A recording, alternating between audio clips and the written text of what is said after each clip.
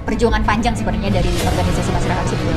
Jadi kadang pemerintah tuh sering ngomong kayak gini, kayak itu hadiah bagi kita, padahal undang-undang TPKS itu udah lebih dari puluhan, sekitar 14-an tahun lah itu. Dan kalau yang dari kecil aja tuh nggak contohnya dari produk itu nggak mungkin sama Bella kalau misalkan nggak ada tantangan juga dari korban. Selamat datang di Replik, Resensi Publik BEM Fakultas Hukum UPN Veteran Jakarta. Selamat pagi, selamat siang, selamat sore, dan selamat malam untuk pendengar setia podcast Spotify dan juga penonton setia YouTube channel BEM Fakultas Hukum UPN Veteran Jakarta. Apa kabar nih teman-teman Spotify dan YouTube? Semoga kita semua selalu dalam keadaan sehat selalu ya.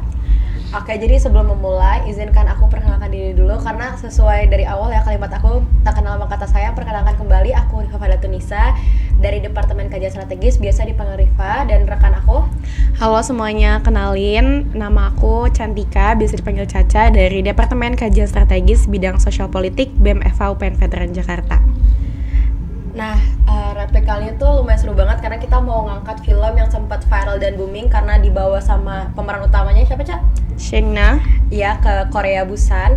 Karena juga film ini tuh ngangkat tentang kekerasan terhadap perempuan. Walaupun di film ini tuh juga mention kalau misalkan kekerasan tuh nggak cuma terhadap perempuan, tapi di film ini tuh juga nampilin kalau misalkan hukum yang ada di Indonesia itu tumpul ke atas dan runcing ke bawah dengan dibelanya tuh pelaku karena adanya kekuasaan otoritas. Film itu juga ngebahas tentang kebijakan kampus yang normatif, adanya satgas-satgas yang dirasa tidak efektif gitu sesuai dengan seharusnya, dan revenge porn serta perlawanan untuk mendapatkan keadilan.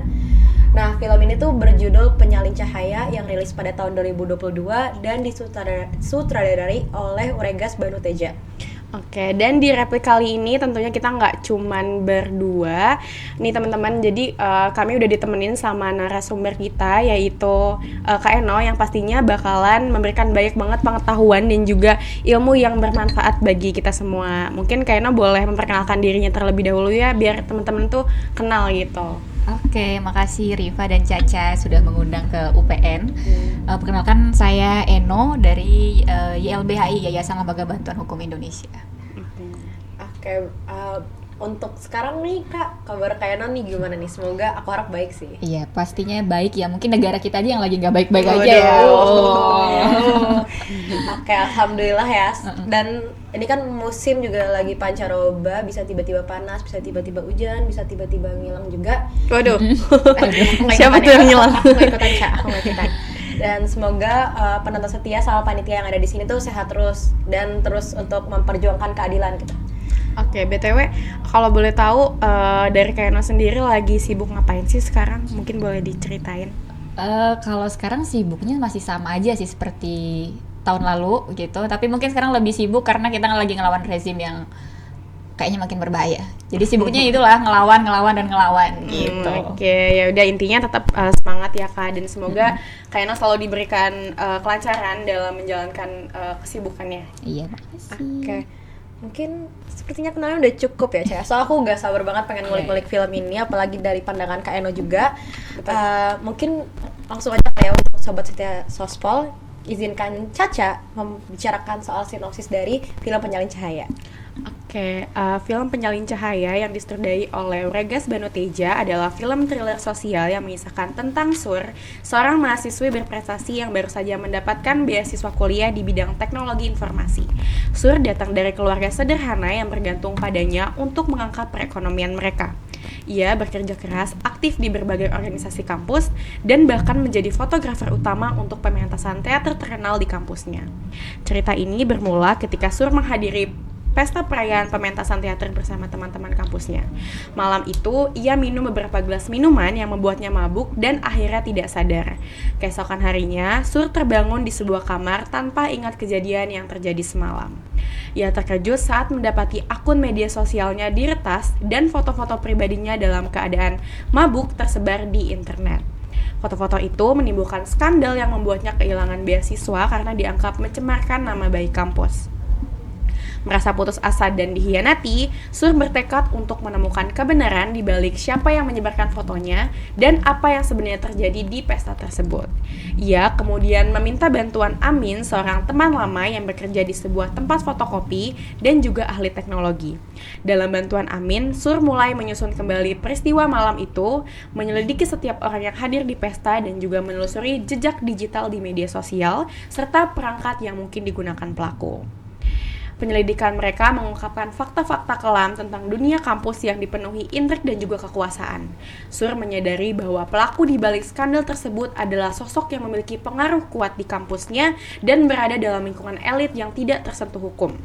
Ketika Sur dan Amin semakin dekat kebenaran, mereka menghadapi berbagai ancaman dari pihak-pihak yang merasa terancam dengan pengungkapan skandal ini.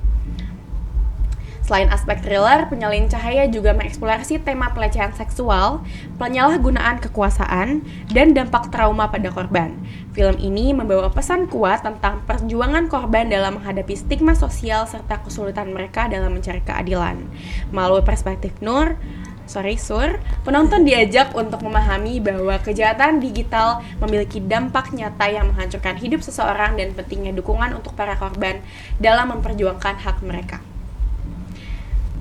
Penyalin Cahaya tuh juga memenangkan banyak penghargaan di Festival Film Internasional karena keberanian dan ketajaman dalam mengangkat isu-isu sosial yang sering terabaikan.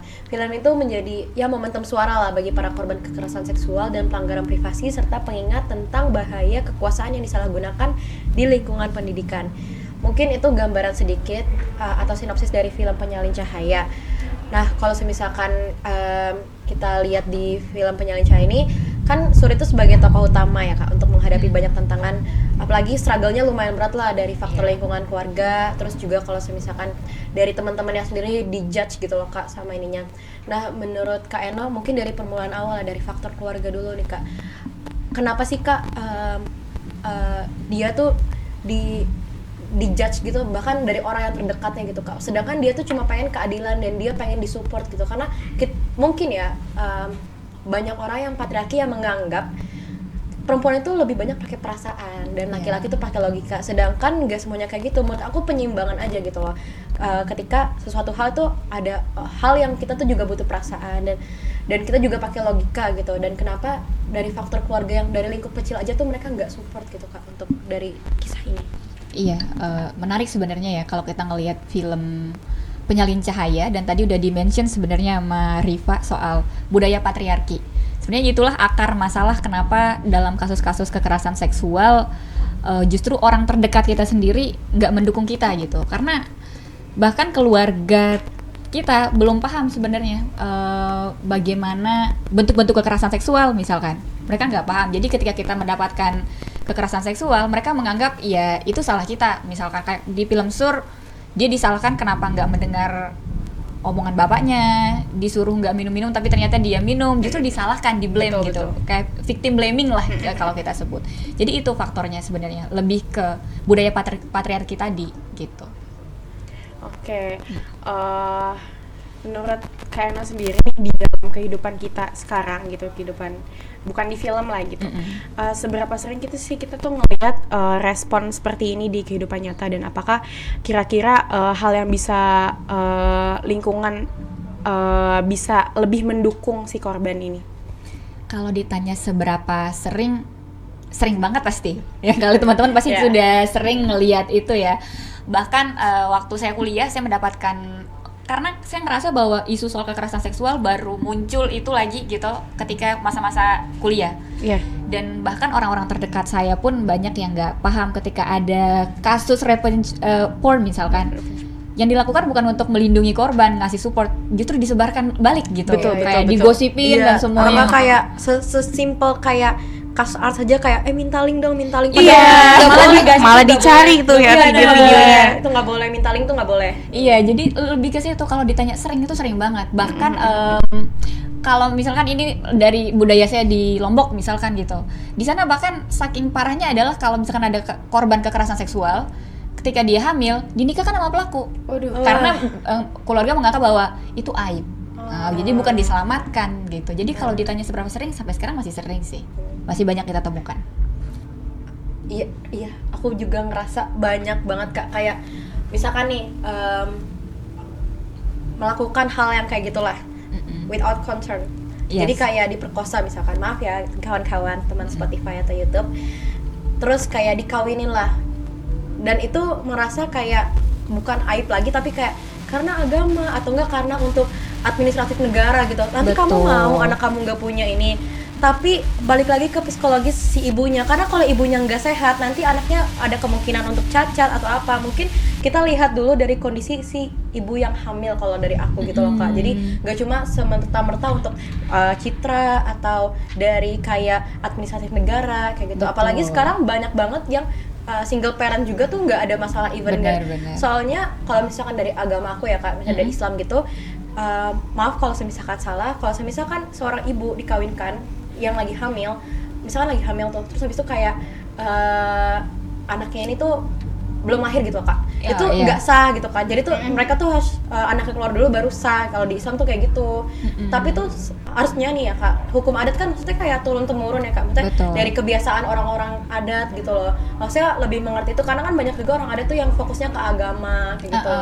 Tapi mereka tuh lebih merasa hukum adat tuh lebih penting dia segala-galanya yang aku lihat ya Kak. Betul. Nah lanjut lagi Kak ya Kak, karena menurut aku nih juga agak menyinggung nih kalau di film itu kan film ini tuh diproduksi tahun 2022, tapi sedangkan di penggambaran film ini tuh 2019. Berarti kan UTPKS itu belum disahkan kalau nggak salah ya.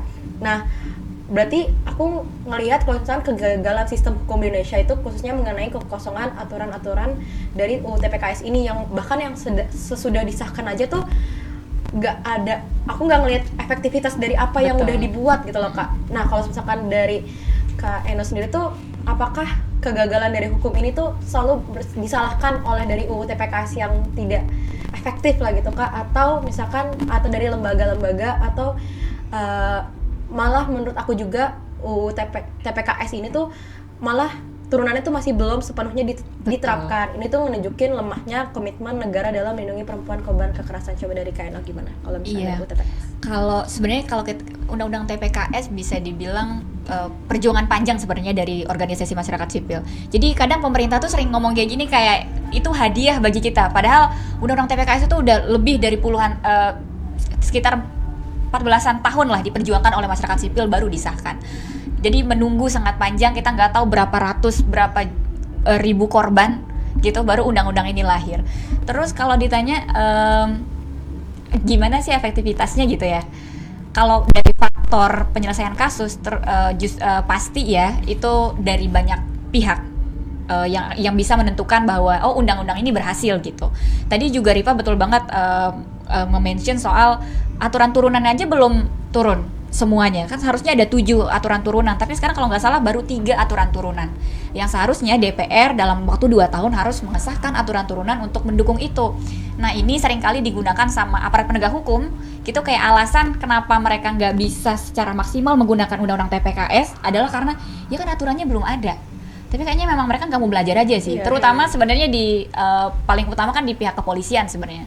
Dan kalau sebenarnya kalau kita melihat beberapa kasus-kasus yang didampingi oleh para pendamping, memang masih banyak aparat penegak hukum yang belum mempunyai perspektif gender ataupun korban kekerasan seksual. Jadi kita kalau dibilang undang-undang TPKS artinya kita menang ketika disahkan, itu enggak. Itu baru perjuangan awal kita sebenarnya. Jadi masih banyak PR banget untuk bisa kita benar-benar selesai lah dari kasus kekerasan seksual. Iya sih, karena juga menurut aku banyak fokus lah, misalkan walaupun udah ada pendampingan hukum, tapi masih aja gitu loh. Maksudnya kredibilitas dari pendampingan hukum ini emang nggak cukup gitu loh buat lembaga negara yang terutama aparat kepolisian gitu untuk menunjukkan kalau misalkan ini tuh case-nya serius gitu loh. Dan juga kita contohnya dari pendamping hukum itu nggak mungkin asal membela kalau misalkan nggak ada keterangan juga dari si korban gitu loh, bukan semena-mena ingin dilaporkan. Tapi Kak, ini mungkin aku agak sharing di luar dari kasus ini ya mungkin, tapi fokusnya ke mahasiswa juga. Kadang aku juga pernah, ini bahkan pernah kejadian di temen aku. Jadi singkat cerita tuh si cewek ini bilang kalau misalkan dia itu dilecehkan gitu kan. Bilang ke orang-orang, jadi viral lah. Terus pas ditelusurin lagi, tapi bukan sama Satgas PPKS-nya. Nah mungkin nanti aku bakal tanya juga nih soal Satgas PPKS. Dan yang turun itu malah sipil gitu loh Kak. Yang lebih fokus tuh sipil untuk menyelesaikan masalah ini gitu loh. Seharusnya itu kan bukan tugasnya si sipil gitu Kak untuk menyelesaikan. Harusnya ini Satgas PPKS gitu loh. Menyelesaikan dengan cara forum terus habis itu dengan concern meminta untuk pinjam handphone gitu untuk melihat bukti. Nah ternyata semua aduan yang diberikan, semua delik yang diberikan itu ternyata playing victim gitu kan. Jadi dia tuh selingkuh, habis itu bilangnya dilecehin karena biar gak disalahin kayak gitu-gitu. Nah mungkin ya kayak banyak juga perspektif dari orang-orang yang seumuran aku tuh ngerasa kita tuh nggak selalu pemikiran kita tuh untuk melecehkan perempuan, tapi perempuan juga bisa untuk playing victim karena banyak menurut aku tuh soal kekerasan seksual apalagi terhadap perempuan ya kayak maksudnya agak riskan karena kayak gini gitu Kak. Jadi banyak orang yang nggak percaya harus ada bukti kayak gitu. Makanya kalau misalkan seseorang menurut aku ya seseorang mau memviralkan Jarul mau kenain sanksi sosial itu harus dipikirin matang-matang kalau misalkan mereka ada bukti nyata ataupun bukan sekedar dukungan tapi memang orang-orang yang di backingan belakang dia ini emang tahu gitu Kak aslinya gitu loh Kak. Jadi kayak ya seharusnya juga untuk orang-orang yang nyebarin di sosial media tuh walaupun ada UU ITE juga mempertimbangkan. Tapi aku tetap setuju dengan memviralkan karena menurut aku tidak ada efektivitas dari delik aduan yang kita berikan even ke aparat kepolisian. No viral no justice ya. No viral no justice ya. Makanya.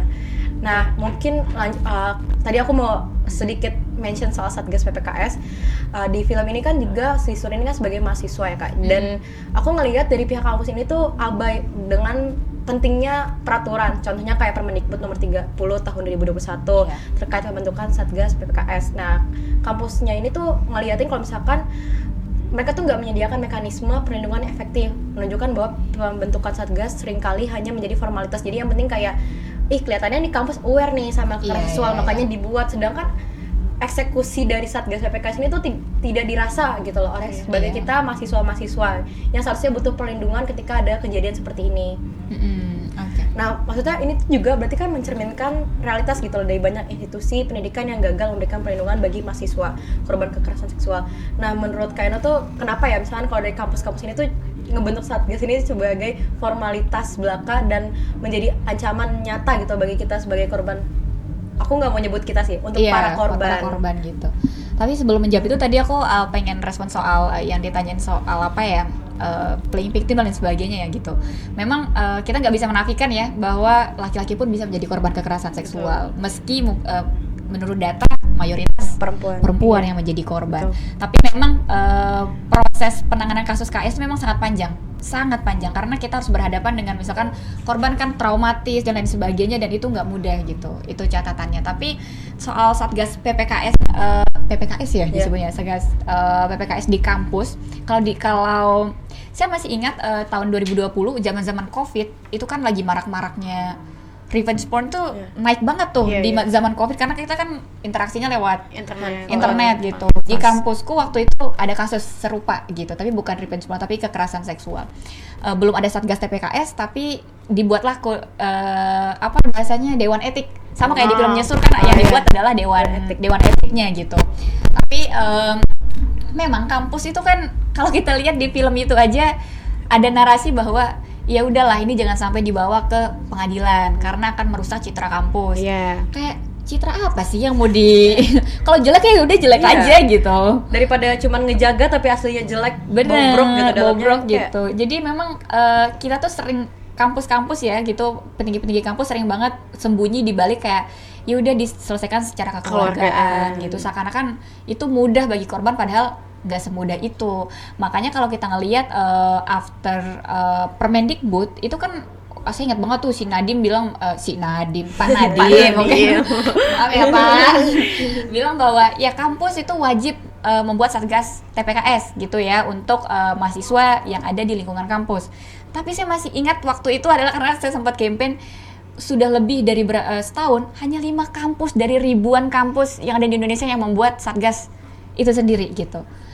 Jadi semuanya enggak, ya mungkin orang ngerasa bahwa ya itu bukan kewajiban, ya udahlah gitu. Pun ketika ada hanya formalitas. Betul. Gitu, ujung-ujungnya ya Satgasnya nggak didukung secara dana ataupun moral karena sering sekali itu berbenturan sama rektor. Nah gitu, misalkan Satgas PPKS udah ada keputusan nih, tapi rektor kayaknya ngerasa bahwa ini akan mengancam citra kampus, gak akan dieksekusi. Gitu, jadi masih lemah. Emang kita tuh kayak sering banget membuat aturan tuh setengah-setengah gitu, jadi nggak niat aja, yang penting ada formalitas aja. Yang penting kelihatan kayak, ih gue prepare nih buat kebijakan ini. Betul, Kayak, betul. Oke, mungkin balik lagi ke filmnya ya Kak. Setelah mengalami kejadian yang tidak mengenakan, of course si Sur itu pasti ngalamin yang namanya trauma Betul. yang berat gitu. Dan si Sur ini malah dihadapkan dengan hilangnya beasiswa. Betul. Terus dia dapat ya hukuman sosial juga gitu. Dan tadi udah sempat mention juga tentang victim blaming ya. Iya. Aku mau nanya ke kakak sendiri, kenapa sih kira-kira korban itu sering kali jadi pihak yang disalahkan gitu, dan malah diberikan hukuman dalam case-nya ini kekerasan seksual gitu. Iya, kalau kita lihat di film itu ya, si Sur ya, kenapa sih dia akhirnya bahkan disalahkan sama orang tuanya kan ya? Iya. Disalahkan orang-orang tuanya, karena itu tadi yang ketika kebanyakan ya kita bukan kebiasaan kita, ketika ada orang buat salah kita bilang apa coba? Nah kan udah dibilangin gitu. Jadi kayak misalkan jangan ke situ nanti kepentok pintu. Terus ketika kepentok pintu kita bilang kan udah dibilangin, dan itu dilakukan kepada korban kekerasan seksual. Iya, betul. Gitu kayak si Sur kan ketika fotonya diupload tuh sama di Instagram pribadinya, entah siapa yang upload, orang tuanya bilang apa? Iya kan bapak udah bilang kamu jangan pulang malam, jangan minum-minum. Dia nggak berusaha untuk menyelamatkan anaknya dulu sebagai korban. Betul. Gitu. Padahal itu nggak mudah bagi si Sur. Lebih ke situ sih sebenarnya, bahwa mungkin kita perlu adanya pendidikan soal kekerasan seksual tadi sebenarnya dari kampus, bahkan lingkungan terdekat kita sebenarnya, keluarga gitu. Tapi menurut aku ya Kak, maksudnya pendidikan kekerasan seksual tuh hanya fokus buat orang-orang yang di zaman kita gitu loh. Jadi Iya. kan, maksudnya aku jarang banget, bahkan kayak sampai sekarang aku belum pernah dengar pendidikan kekerasan seksual untuk orang-orang yang udah berumur gitu loh. Iya, Karena mungkin gengsi juga kali ya, kayak gue udah tua, ngapain nih gue udah banyak pengalaman nih, Iya. gue udah lebih tahu. dan mungkin kayak ya gue nggak akan ngelakuin itu. Maksudnya Iya. orang tua pasti menganggapnya mereka akan kayak gitu kan. Sedangkan mungkin ini kali ya, kayak di luar dari film, maksudnya kayak bahkan aku waktu itu pernah ikut kajian. Dan itu maksudnya aku pakaian tertutup. Iya. Dan aku juga pernah lihat data waktu 2018 kalau misalkan pelecehan itu terjadi rata-rata ke orang pakaian tertutup. Betul. Nah, terus kayak ada bapak-bapak yang catcalling aku kayak Kyu Ukti kayak gitu kayak Padahal lagi kajian ya. iya, maksudnya kayak pakai kata ukti juga iya, di situ. itu kayak, iya, benar. itu tuh bapak-bapak yang dimana tuh dia sama anak cowoknya gitu Kak, lagi ngegandeng anak cowoknya, anak kecil. Maksudnya itu kan ngasih contoh yang buruk gitu. ya buat Betul, anaknya. betul. Nanti bikin anaknya itu seakan-akan kayak bokap gue ngelakuin itu wajar, berarti hal ini Betul, wajar benar. dilakuin. wajar ya. Betul. Memang generasi tua tuh seneng banget menyalahkan generasi Z dan Alpha, kayak wah kita Gen Z nggak bisa apa-apa gitu, nggak mau disuruh belajar, sedangkan mereka aja kadang banyak hal yang mungkin perlu mereka pelajari. Iya, mereka nggak mau dikasih edukasi dari hal kecil untuk diri mereka sendiri, orang-orang mereka terdekat gitu. Nah, mungkin aku lanjut kali ya di pertanyaan ini tuh aku ngefokus di aparatur penegak hukum. Karena kan waktu pas saat Sur ini menghadapi ketidakpedulian dari pihak berwenang, ini tuh kalau ngegambarin seringnya korban diabaikan oleh sistem yang seharusnya melindungi mereka dari yang tadi ada UU TPKS tadi, walaupun disahkan Permendikbud yang dibuat untuk ada Satgas PPKS tapi juga dirasa tidak efektif. Hal itu mirip sama banyaknya kasus di Indonesia yang dimana aparat penegak hukum yang tadi Kak Eno udah mention, kalau misalkan aparatur kepolisian tuh bahkan seringkali menyalahkan kita gitu loh. Nah, terus kayak dimana ketidakpahaman APH ini tuh memperparah penderitaan korban. Contohnya kayak turunan dari UU TPKS tadi yang kayak baru ada 3 turunan, terus mereka tuh tidak mau gitu loh mencari tahu atau bagaimana sih isi dari UU ini gitu loh. Bagaimana ketidakpahaman atau kelambanan aparatur penegak hukum dalam menangani kasus kekerasan seksual menjadi hambatan bagi korban dari Kak Eno sendiri, dan seperti yang digambarin dalam perjalanan Sur untuk mencari keadilan, Kak. Iya. Kalau kita lihat sebenarnya di film kan belum sampai ke aparat kepolisian ya. Tapi kita kayaknya udah bisa mikir nih, kalau misalkan ada scene ada polisinya kita udah tahu endingnya kan seperti apa gitu.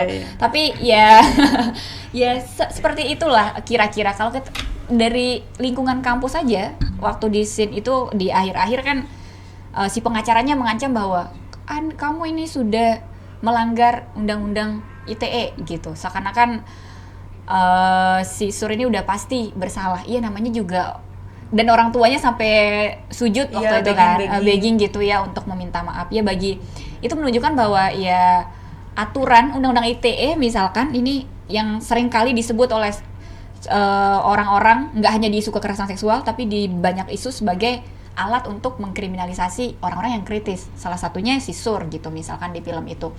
Jadinya yang kita kayak misalkan undang-undang ITE harusnya kan bisa melindungi si Sur tuh, karena dia jadi korban pornografi kan gitu. Tapi malah digunakan untuk mengancam dia gitu. Dan kalau untuk aparat penegak hukum, sekarang teman-teman bisa cari deh misalkan orang-orang yang memang sedang menangani kasus kekerasan seksual, tanya gimana sulitnya ketika mereka berhadapan dengan APH yang nggak punya perspektif korban. Masih ditanyain kok kalau misalkan kita datang gitu ngelapor, emang pakai baju apa, pulang jam berapa gitu. Sekarang kan cewek tuh harusnya nggak boleh pulang jam 10, di atas jam 10. Kalau udah pulang di atas jam 10 terus terjadi apa-apa, ya itu salah kamu. Seakan-akan laki-laki itu dianggap, misalnya bukan laki-laki, sorry, tapi pelaku dianggap adalah orang yang nggak bisa berpikir gitu. Hanya kita yang disuruh untuk menjaga diri kita. Tapi kalau ditanya faktor, lagi-lagi sebenarnya itulah faktor utama penghambat sebenarnya. Bayangin ya, kita punya aturan sebagus apapun, terus APH kita nggak ngerti dan nggak mau tahu. Jadi terus edukasinya cuma sampai di kita gitu. Iya, kita mau sampai urat leher putus pun kayak mereka kayak ya udah aja gitu. Jadi sebenarnya ini PR penting kalau untuk APH dari kepolisian, jaksa, bahkan hakim harus punya perspektif gender. Jadi ketika nanganin kasus KS jangan disamain kayak nanganin kasus penipuan. Beda ya, kehilangan uang dengan traumatis. Dan karena saya pernah menjadi korban kekerasan seksual, jadi saya tahu betul perasaan. Even misalkan saya orang yang berani gitu, di waktu itu saya juga nggak berani ngomong. Dan saya baru tahu bahwa oh ternyata sesulit itu bagi korban untuk bicara. Gitu. Nah di dalam seperti yang Kak Eno tadi udah bilang juga, baik banget sekarang tuh korban kekerasan seksual yang dia tuh enggan untuk bersuara, takut, lebih ke takut karena mungkin kita bisa bilang banyak banget orang yang judgmental ya. Jadi kayak kita takut untuk mau even cerita ke temen aja tuh takut dijudge kayak lu cuman gitu doang atau lu cuman gini doang gitu kan. Menurut kakak tuh gimana sih cara korban untuk berani untuk speak up gitu? Iya, gimana cara korban untuk berani dan speak up ya? Sebenarnya ini lagi-lagi dengan keberadaan teman-teman kayak teman-teman sekarang yang memang peka gitu soal kasus KS itu sangat membantu korban sebenarnya. Kalau misalnya kita ngelihat di kasusnya si Sur misalkan di film Penyalin Cahaya, kan ada 2 korban lagi tuh, si Farah dan si Torik ya. Mereka kan nggak berani speak up. Tapi ketika dia ngelihat si Sur berani, dia juga berani akhirnya gitu. Sebenarnya dukungan dari teman-teman ataupun misalkan kita ngelihat wah ternyata BEM UPN seprogresif itu ya ngomongin soal KS. Jadi ketika ada kasus KS di kampus, mereka nggak akan ragu untuk nyari teman-teman gitu. Jadi lebih ke situ sih yang membuat korban berani untuk speak up ya, dengan adanya dukungan orang sekitar sebenarnya. Tapi aku masih nggak tahu ya, mungkin aku juga pernah jadi korban kekerasan seksual. Terus kayak waktu itu aku mungkin gak pikir panjang, tapi aku memberikan buktian konkret gitu loh Kak. Betul.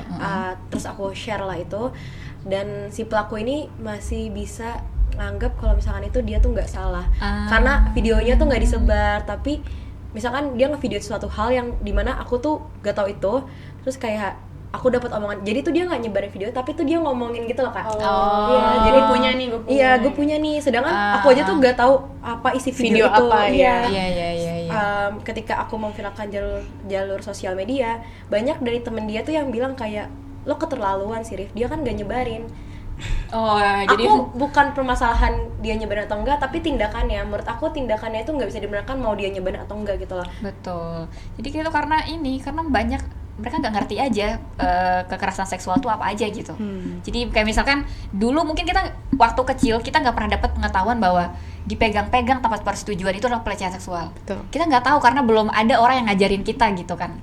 Tapi setelah kita tahu ternyata setelah dipikir-pikir kita sering ya menjadi korban secara nggak langsung misalkan.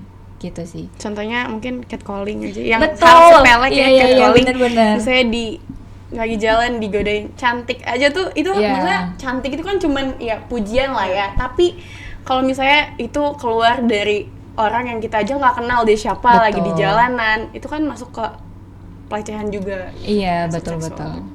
Menurut aku kita sebagai perempuan kita nggak harus validasi untuk dipuji orang di Iya, sekitaran itu karena Kita nggak mau juga. iya, kita Iya. cantik buat diri kita sendiri gitu, bukan Iya, benar, validasi benar, dari benar. orang-orang yang bahkan kita nggak kenal Nggak gitu loh. kenal. Karena kita bukan public figure juga mungkin kali ya. Uh-uh. Jadi kayak kita tidak butuh validasi dari orang-orang yang melihat kita dengan nafsu lah gitu, bukan Iya, karena betul. tulus untuk memuji, bahkan mereka nggak kenal kita secara pribadi gitu. Mm-mm. Mungkin masuk di bagian cara bagaimana kita sebagai perempuan atau misalnya mahasiswa lah kak, mungkin kan kayaknya juga pernah sebagai mahasiswa gitu, Betul. untuk menuntut reformasi hukum yang lebih menyeluruh dan implementasi yang lebih tegas dalam sistem pendidikan dan hukum untuk melindungi perempuan dari kekerasan seksual. Dalam banyak kasus kekerasan seksual, korban itu seringkali ya terjebak lah dalam sistem Iya. yang tidak berpihak, walaupun misalkan ya tadi aku udah mention yang kayak kita udah ada pendampingan hukum tapi kita tetap aja dilihat sebagai orang salah, kita sebagai orang yang kayak lo tuh gara-gara lo ini tuh kejadian tuh gara-gara lo kayak gitu. Iya. Di judgmental yang Caca tadi udah bilang dari orang-orang sekitar, baik di bidang hukum maupun pendidikan untuk menciptakan lingkungan yang aman bagi perempuan. Gimana tuh kak? Oke, kalau reformasi hukum, wah kita ya emang kayaknya lebih suka dengan kata reformasi ya. Kayak reformasi jilid 2 nih. Tentu sebenarnya kita perlu mendorong itu tadi pengesahan aturan turunan Undang-Undang TPKS, dan PR lanjutannya adalah memastikan bahwa misalkan kepolisian, terutama nih kepolisian itu paham betul cara menangani kasus kekerasan seksual, karena mereka itu kan ya yang seperti saya bilang tadi disamakan dengan kasus penipuan, cara investigasi misalkan itu berbeda. Kita nggak bisa menyamakan cara investigasi kasus penipuan dengan korban kekerasan seksual. Dengan mulai dari kepolisian, jaksa sampai hakim itu harus peka terhadap isu-isu gender sebenarnya. Terus yang kedua adalah sebenarnya itu tadi Undang-Undang ITE. Undang-Undang ITE itu kan undang-undang segala cara yang digunakan oleh orang-orang yang berkuasa gitu. Dan harapannya sebenarnya ya revisi lah Undang-Undang ITE supaya undang-undang ini nggak digunakan untuk mengkriminalisasi korban gitu. Karena jangankan korban ya, tahun ini di bulan, saya lupa di bulan apa, salah satu PBH kami di YLBHI juga dijadikan tersangka pendamping hukum loh. Jadi bukan hanya korban, tapi pendamping hukum juga dikenakan Undang-Undang ITE. Padahal udah jelas di Undang-Undang TPKS mereka tuh punya hak imunitas, pengacara pun punya hak imunitas. Tapi apa? Karena ketidakpahaman polisi dijadikanlah orang tersangka. Aneh kan? Maksudnya gitu. Jadi kayak itu sebenarnya pertama perlu revisi Undang-Undang ITE supaya nggak disalahgunakan sama orang gitu. Wah, supaya nggak udah disalahgunain sih sebenarnya lebih banyak pengusaha dan ini kan yang menggunakan itu gitu. Dan satu sisi adalah ya perlindungan yang betul-betul perlindungan gitu. Jadi kalau misalkan lagi-lagi kalau APH kita nggak paham soal perspektif gender ya sama aja kita leading blind gitu. gitu. Jadi kayak nggak bisa ngeliat kita apa-apa. tidak melihat di depan juga. Oke, balik lagi ke film ini mungkin ya. Menurut aku film ini juga berani banget ya buat ngangkat sisi kekuatan besar di sini yang seringkali melindungi pelaku kekerasan seksual. Kalau menurut Kak Eno sendiri, gimana ini kita bicara tentang filmnya ya Kak? Okay. Gimana sih film ini tuh menyuarakan tentang tantangan korban ketika menghadapi pelaku yang punya kekuasaan besar gitu? Oke. Pertama kayaknya kita perlu apresiasi Sur ya. Iya. Karakter Sur itu bayangin dia jadi korban, bahkan tapi dia menginvestigasi sendiri Iya. kasus itu. Dia bahkan diusir dari rumahnya loh. Iya. Betul.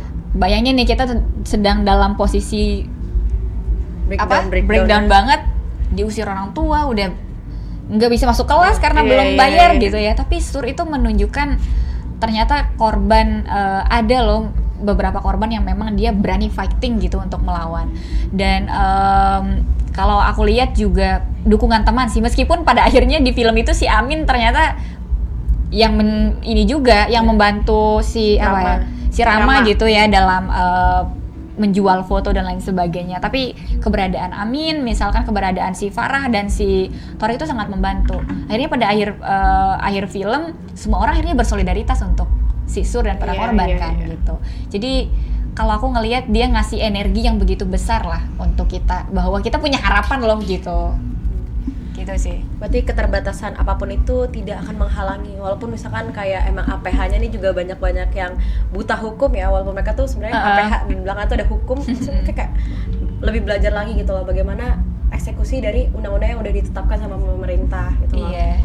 Nah mungkin juga kayak dari pelajaran yang yang harus berjuang itu, apalagi ada ancaman penyebaran foto tanpa izinnya, ngasih tahu kalau misalkan regulasi yang lebih tegas untuk melindungi korban revenge porn di Indonesia itu meningkati urgensi tertinggi lah, maksudnya apalagi bukan ini nggak cuman orang yang nggak punya nama, bahkan even public figure aja banyak artis yang di revenge porn, entah karena kebutuhan pribadi atau apa, aku nggak ngerti maksudnya gitu. Dan ini tuh di dalam filmnya ini bahkan justru juga harus yang ngepikul tadi yang Caca udah bilang, rasa trauma itu, terus kayak rasa malu juga. Rasa malu, karena menurut aku gimana ya, kayak bukan cuma rasa malu terhadap foto tersebut, tapi di mana dia malu nggak ada dukungan dan baru dapat dukungan ketika dia mulai berani gitu. Iya. Ya kan, sedihnya tuh di situ. Maksudnya kayak lo udah tahu masalah ini, lo udah tahu ini orang problematik, kenapa pas ini tuh lo nggak bantuin? Aku mungkin di luar dari film ini ya, ada satu film juga, film Indo juga, kayak mereka nih nggak berani suara karena yang pelaku ini tuh adalah punya jabatan di kampus, jadi ditutup lah. Misalkan kalau di film ini kan Rama sebagai ya mungkin mempunyai kekuasaan dan uangnya juga cukup banyak gitu untuk berani membungkam Sur dengan cara membayarkan kuliahnya sampai selesai, sampai orang tuanya berani begging gitu loh Kak. Nah menurut Kak Eno, bagaimana sih pentingnya regulasi ini tuh, regulasi yang lebih tegas lah untuk melindungi korban revenge porn di Indonesia, karena banyak sekali ini, jujur ya aku sesebel itu ngelihat kasus revenge porn, mereka dengan gampangnya menyalahkan, kalau nggak menyalahkan korban karena entah itu dari kelihatan dari mukanya, mereka segampang itu ngejudge physically dari muka misalkan apa gitu. Terus yang kedua adalah itu kan mereka mau juga, maksudnya revenge porn itu kan gak selalu dimana kayak di film itu, tapi ada kadang yang dimana mereka konten terus habis itu disebarin gitu, itu banyak. Menurut aku tuh revenge porn ini tuh harus benar-benar diambil langkah tegas gitu Kak, nggak cuma sekedar untuk orang-orang yang tidak punya kekuasaan, bahkan orang-orang yang punya nama pun di Indonesia juga bisa merasakan hal revenge porn ini. Iya. Tapi aku ingat semalam membaca satu berita dari datanya LBH Apik, itu tahun 2019 ada sekitar 490-an lebih lah kasus revenge porn gitu, dan meningkat di tahun 2020 sampai 1000 lebih kasusnya gitu. Dan dari semua kasus itu hanya 10% yang sampai ke pengadilan. Bisa kebayang nggak 10% tuh kayak berapa puluh ya dari seribuan kasus itu gitu. Jadi kadang yang tadi kalau misalkan kita ngadu kasus revenge porn ya belum tentu ditindaklanjuti, karena dia nggak kayak ya udahlah itu kan kamu salah sendiri, kenapa ngirim pap ke dia sih gitu kan, padahal kan kita nggak konsen untuk itu disebarkan. Mungkin kita konsen untuk misalkan itu videonya di tag atau apa, tapi tidak konsen untuk itu disebarkan, dan itu melanggar privasi sebenarnya. Dan kalau dibilang hukum ya kan yang tadi aku mention soal privacy, kemudian undang-undang pornografi ada, undang-undang ITE ada, KUHP juga ada. Tapi kemauan dari APH kita yang perlu kita dorong sebenarnya. Jangan sampai dianggap ya sama lah kayak kasus maling motor, atau teman-teman kehilangan motor harus kehilangan harga sapi misalkan, kehilangan ayam tapi buat bayar ininya harus mengeluarkan uang gitu, ngerti nggak sih kayak dianggap kayak ya udahlah itu bukan kasus yang urgent untuk mereka tanganin gitu. Kalau apalagi lihat data LBH Apik tadi ya. Bahkan dari kayak kasus yang besar aja, dari kayak ini di luar ini, maksudnya kayak ini kan mungkin orang-orang dari penegak hukum tuh mikirnya ini kasus kecil. Iya, betul. Berarti kasus besar yang mereka pikir itu adalah konstitusi dan nama baik dari aparat mereka sendiri. Iya, benar. Mereka tuh tidak menangani dengan baik. Maksudnya dari yang mereka anggap masalah besar aja mereka nggak tangani dengan baik, apalagi kasus yang mereka anggap kecil. Sedangkan betul, itu besar banget buat kita gitu sih Kak. Menyepelekan lah sebenarnya. Karena itu mereka nggak punya perspektif itu, nggak punya pengetahuan juga soal, ya nggak mau belajar aja lah intinya. Acuh aja kayak yang penting gue punya jabatan, gue bisa bantu orang-orang yang gue anggap sahabat mungkin, atau punya betul. Transaksi di dalamnya, kita nggak ada yang tahu. Dari sisi tokoh Sur ini, dia kan digambarkan berjuang sendirian ya sebelum adanya dukungan dari temennya yaitu Amin. Gimana sih menurut kakak nih cara film ini tuh menyoroti pentingnya support kayak dari temennya atau dari siapapun itu kepada korban perempuan dalam situasi kayak gini gitu. Kalau ngelihat, saya baru tahu ternyata si Sur itu teman SD-nya si Amin ya, teman SD si Amin. Meskipun walaupun si Amin nggak begitu berkontribusi besar menurutku, karena yang menyusun rencana dan semuanya adalah si Sur kan. Apalagi menemukan fakta bahwa di akhir film si Amin ternyata yang menjual fotonya si Sur justru kepada kepada si Rama. Kalau aku ngelihat begitu pentingnya sih dukungan orang tua, dukungan orang terdekat ya. Terutama ketika proses Sur mencari bukti itu kan dibantu oleh ya Amin ngasih tempat tinggal, Anggun juga memfasilitasi untuk dia pergi ke drivernya, bahkan mengecek CCTV rumahnya si Rama gitu kan. Itu penting. Meskipun yang paling menyentuh hati menurutku adalah ketika waktu si Sur udah diminta untuk buat video klarifikasi, dia dibonceng oleh ibunya. Dan kemudian ibunya bilang bahwa dia mengenal Sur dan dia tahu bahwa tanda lahir itu tanda lahirnya gitu. Dan aku ngerasa ketika ibunya sudah mulai, kalau aku yang memandang ketika ibunya sudah mulai memberikan dukungan itu, di sana Sur makin kuat walaupun dia sudah diminta buat video klarifikasi kayak gitu. Jadi sangat penting sih sebenarnya, dan walaupun scene-nya hanya sedikit, ketika orang tuanya ngasih support itu sangat penting sebenarnya. Iya sih Kak, support even dari yang satu orang pun itu penting. Maksudnya berarti gimana ya, kayak menurut aku kan kekerasan seksual ini juga gak cuma menyerang nama baik tapi menyerang mental seorang korban, seorang pelaku kita nggak tahu ya gimana mentalnya, mungkin mentalnya memang udah rusak makanya sejahat itu ke orang lain. Karena banyak gitu loh Kak, aku mungkin ini aku emang nggak terlalu mau banyak dibahas film ini karena aku mau lebih ngebahas realitas dari yang ini dan aku kaitkan di film, itu nggak apa-apa ya Kak? Iya, nggak apa-apa. Kemarin sedih banget melihat seorang ayah yang kalau Kak Eno lihat di Twitter bahkan di TikTok dia minta tolong, minta gitu keadilan. Iya, keadilan gitu loh. Anaknya tuh masih kecil di bawah umur. Nah, ini tuh juga aku kesel banget sama orang yang pedofilia gitu loh Kak. Iya bener. Kayak gimana ya? Aku nggak ngerti sampai di mana penyakit mental mereka sampai anak kecil pun bisa jadi korban gitu. Betul. Bahkan kayak aku juga sering lihat, gak cuma di kasus kemarin yang aku kasih tahu tadi soal bapak yang minta keadilan, bahkan kakak yang nyari keadilan buat adiknya sampai di Twitter gitu untuk yang kayak kalau adiknya itu dilecehkan secara verbal maupun non verbal gitu loh. Kakaknya mikir adiknya juga mau, sedangkan di chat itu jelas ada paksaan di dalamnya. Dan banyak juga nih Kak orang yang menormalisasiin soal perbedaan umur, kayak misalkan ada orang minoritas pacaran sama yang lebih tua itu adalah kayak lucu, gemas, padahal itu nggak gemas, itu termasuk juga dalam pelecehan seksual yang kita tuh secara nggak langsung nganggap itu tuh gemas gitu loh. Nah, menurut Kak Eno sendiri tuh gimana sih Kak tentang tanggapan Kak Eno lah gitu tentang pedofilia ini, karena kan itu bukan cuma penyakit tapi itu merugikan banyak anak kecil yang seharusnya mereka tumbuh dengan ceria, dengan happy, tapi mereka dirusak gitu loh dengan pikiran-pikiran jahat dari si pelaku. Iya, kita nyebut tadi keren Rifa ngingetin saya soal orang yang minor gitu ya. Dan ini biasanya sering dilakukan oleh artis-artis biasanya yang akhirnya orang kayak wah gemes banget, lucu gitu. Padahal tahu lagi konteksnya. sering baca Twitter ya pasti ya. Tiap hari Kak. Pasti itu kan sebenarnya nggak boleh sih. Maksudnya kayak itu kan anak masih di bawah umur gitu yang seharusnya jangan inilah sama orang yang emang udah sangat dewasa dan kan rentan dimanipulasi gitu.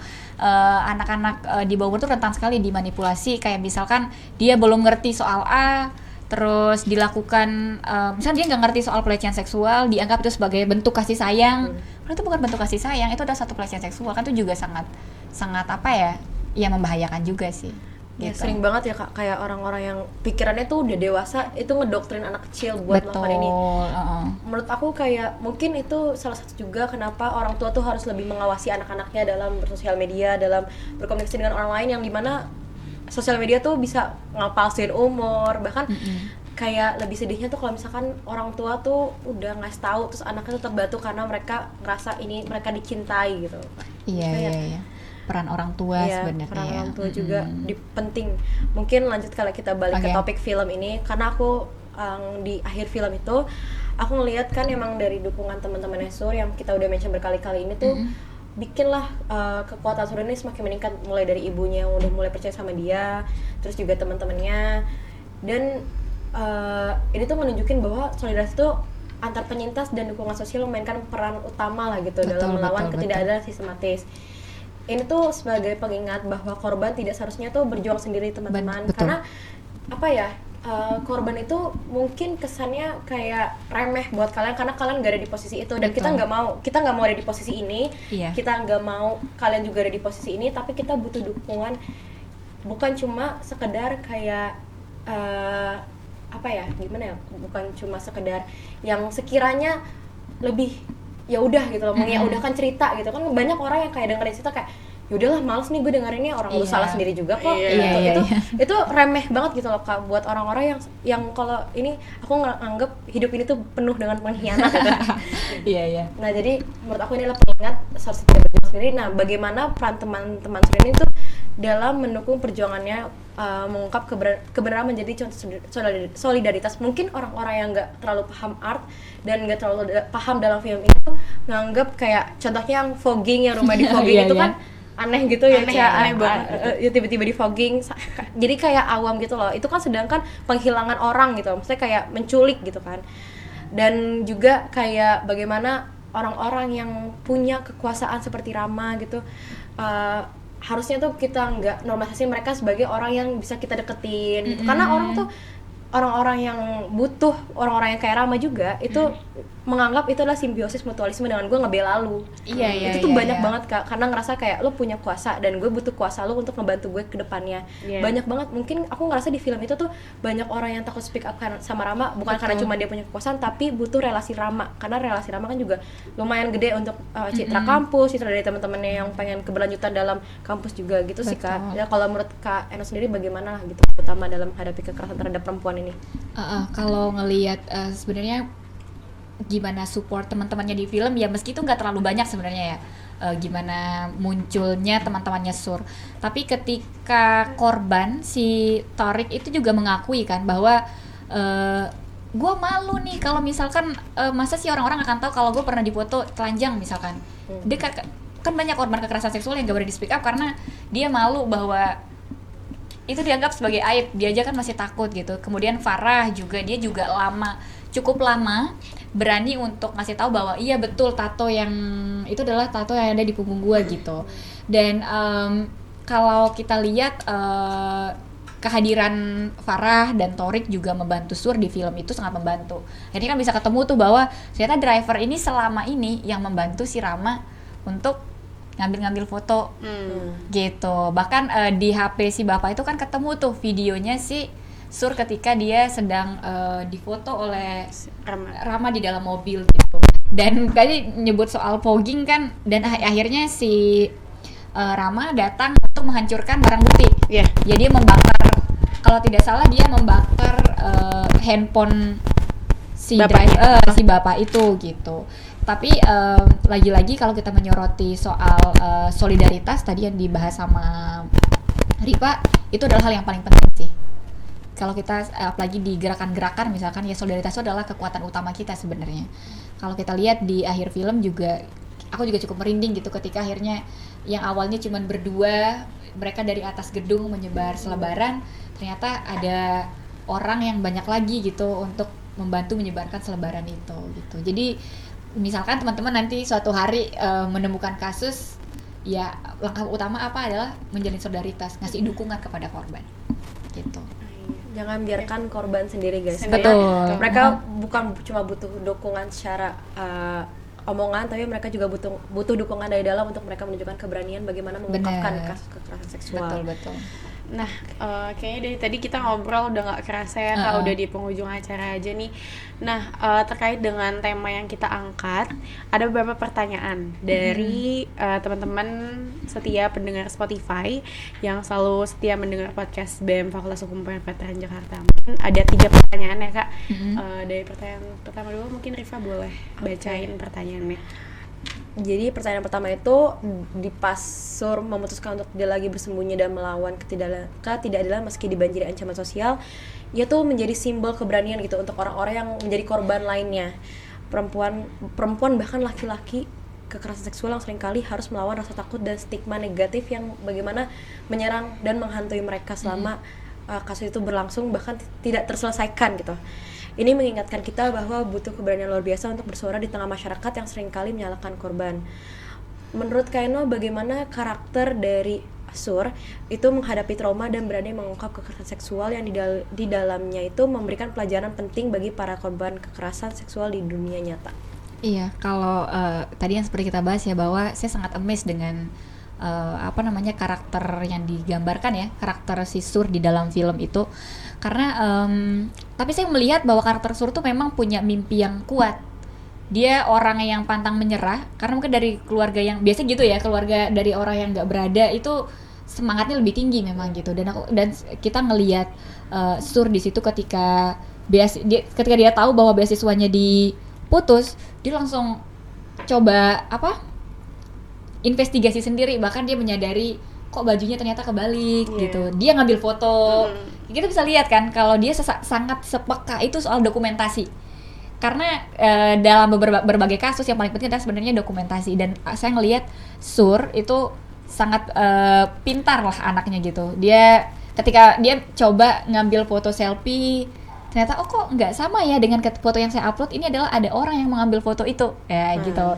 Jadi dia cerdik, pintar, terus lihai dan kuat sih. Dan kalau saya berharap lah semua orang punya kekuatan yang sama seperti Sur. Amin.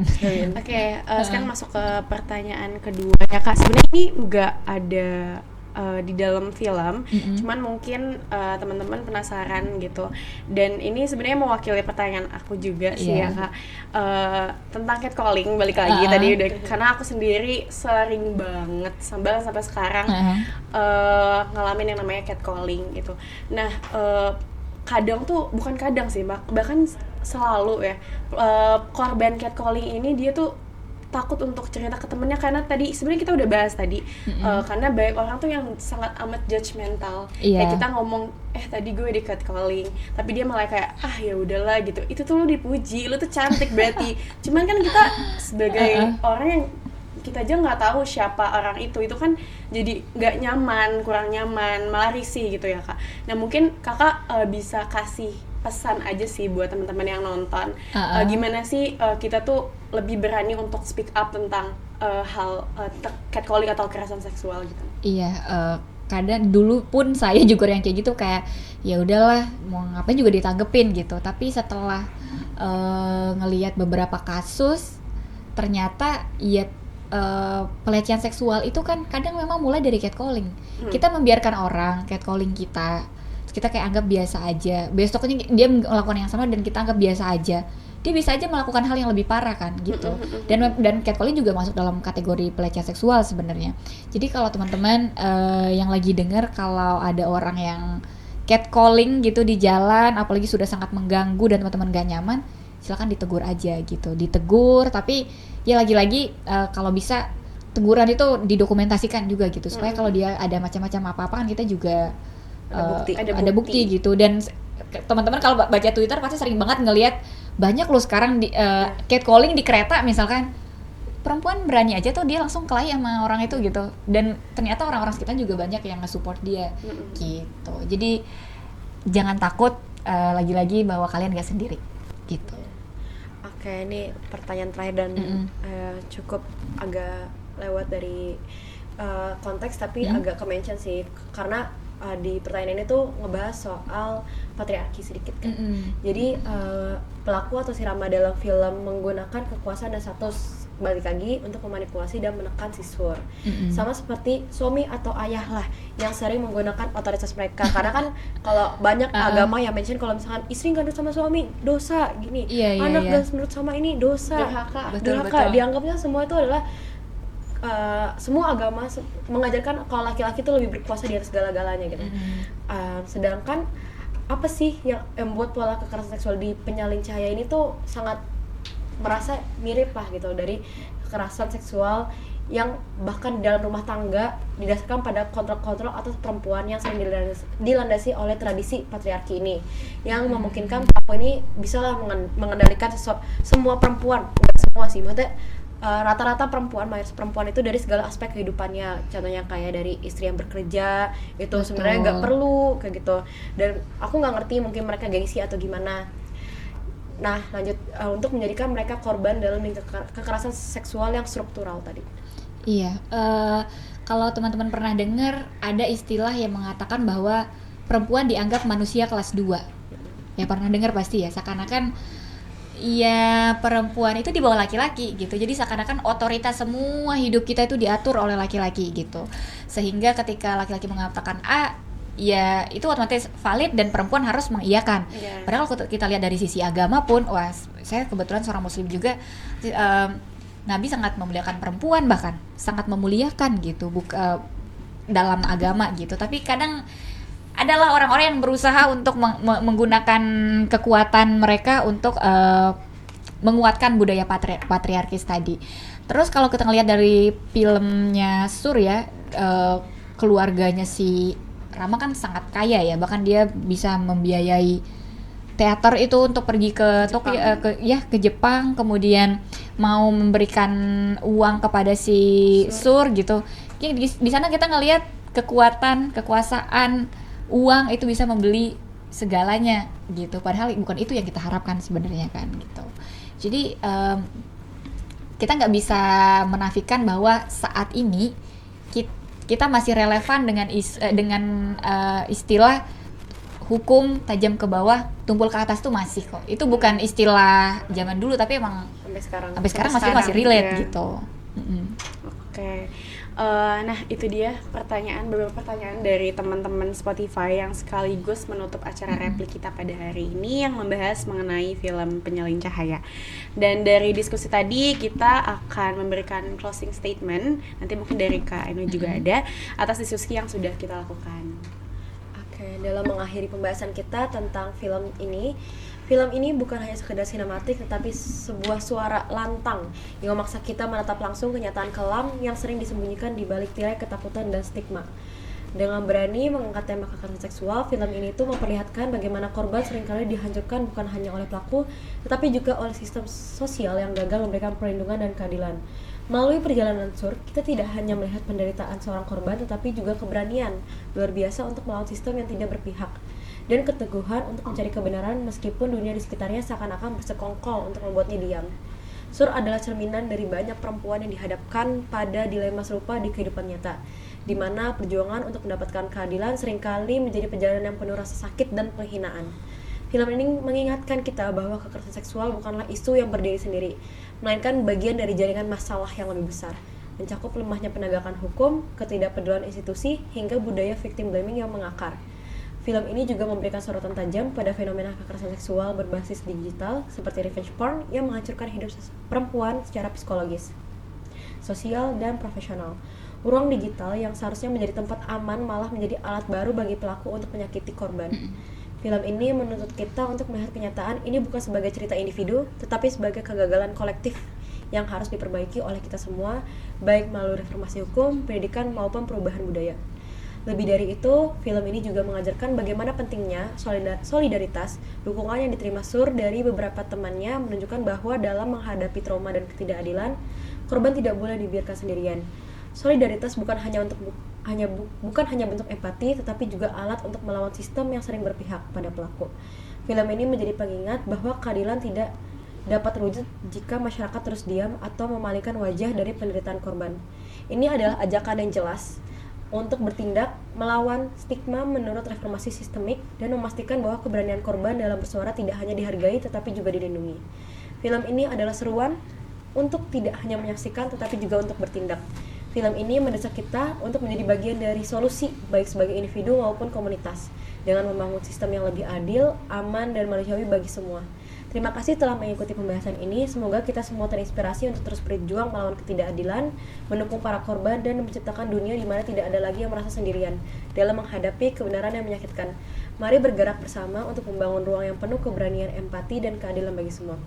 Kira-kira seperti itu closing statement yang bisa kami berikan. Sekiranya mungkin dari Kak Eno sebagai penutup lah memberikan closing statement nih untuk teman-teman pendengar setia Spotify BEM Fakultas Hukum UPN Veteran Jakarta sebagai penutup replik kali ini. Oke, sebenarnya singkat aja. Kalau tadi saya pengen bilang kepada semua korban dan semua teman-teman bahwa you are not alone and I'm not alone. Biasanya kalian korban tidak sendiri dan kami pun yang akan mendukung kalian. Kami nggak sendiri karena kita akan bersama-sama melawan itu. Dan